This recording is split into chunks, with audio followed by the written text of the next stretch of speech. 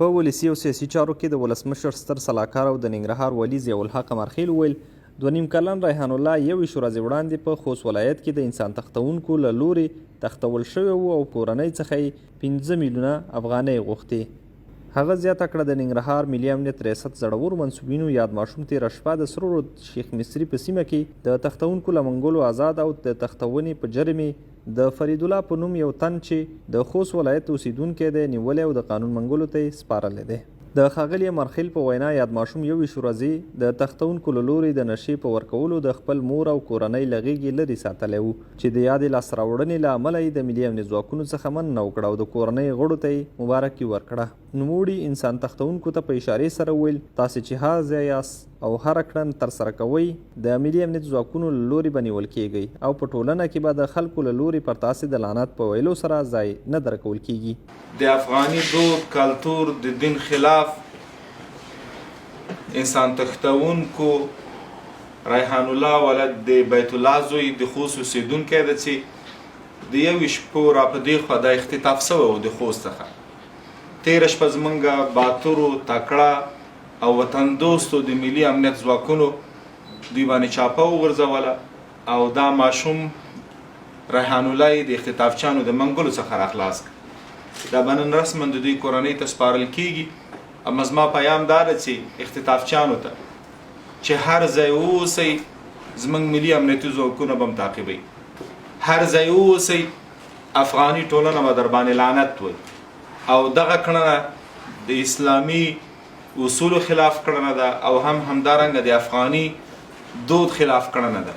یو 2.5 کلن ماشوم چې دوی د خپل ځان سره ساتل همیش تاسو ګوري رنګ ته چې دا ډېر زیات ضعیفه سوی ده او د هغې تر څنګ د مور له غېږې نه لرې و د کورنۍ له غېږې نه لرې و او همدارنګه ده ته داسې مواد ورکول کېدل چې دا نشه واوسي یا همدارنګه بې حاله واوسي. نو موږ په دغه کړنه غندو او مننه کوم د ملي امنیتي ځواکونو څخه چې دغه باجراته کار یې وکړ او همدارنګه د دوی د کار په نتیجه کې نن ریحان الله د خپل کورنۍ سره به یو ځای کیږي.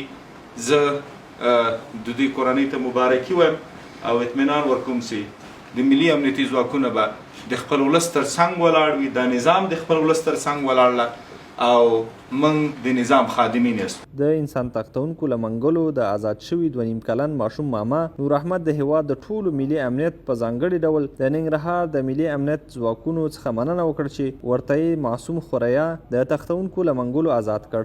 هغه وویل موږ 20 ورځې په غم کې تېرې کړې خو د ننګرهار د ملي امنیت ځواکونو څخه مننه چې د ریحان الله په آزادېدو سره یې 21مه شپه زموږ په کور کې خوشحالي رامنځته کړه.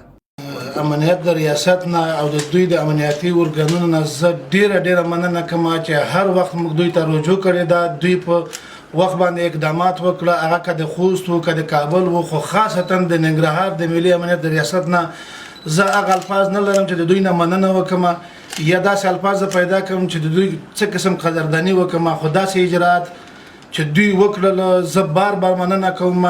21مه شپه یې موږ ته خوشحالي را په برخه کړه، دا 20 شپې موږ په غم کې تېرې کړلې، خو زه بیا بار د دوی نه مننه کوم. خدای دې سرلوړي لري، کامیاب دې لري، همداسې د سرلوړي اوسېږي، ژوندي دې وي راته. د یاد ماشوم تختونکي فرید الله رسنیو ته ویل ریحان الله یې په خوست، کابل او وروستیو کې ننګرهار ته را انتقال کړ چې له کورنۍ څخه یې لومړیو کې 15 میلیونه او وروسته یې بیا 1 میلیون روپۍ غوښتې او ټاکل شوې وه چې سبا یې کورنۍ پیسې راکړی وی، خو تېره شپه د ملي امنیت ځواکونو له لورې ونیول شول. زما نوم فرید دی. زه د ګرد څړی اوسېدونکی یم او په کابل کې اوسېدم په بګرامیو کې. دغه وډ کې ما ته هغه راوسته خیال، ما سره هغه ته 4 ورځې تېرې کړې. 4 ورځې بعد ما زه خبر کړم چې دا وډ کې ما را تختولی دی. بیا هغه یو مشر ورور یې رانه ګیر کړ، ونیو په چربت خان کې ونیو. خو ټولې ورځې ما سره داسې وښیه چې 14 ورځې ما سره تېرې کړې. 10 ورځې بګرامیو کې را سره تېرې کړې.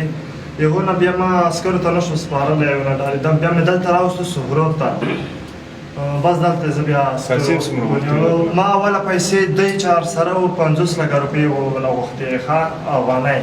بیا چې دا وړ کې ما ته کله ګوښی راپاتې شو، ما ورله 10 لکه روپۍ کلدارې وغوښتې. دا په داسې حال کې ده چې وروستیو کې د ملي امنیت ځواکونو له لورې ګڼ شمېر ورانکاري نیول شوي او د قانون منګولو ته سپارل شوي.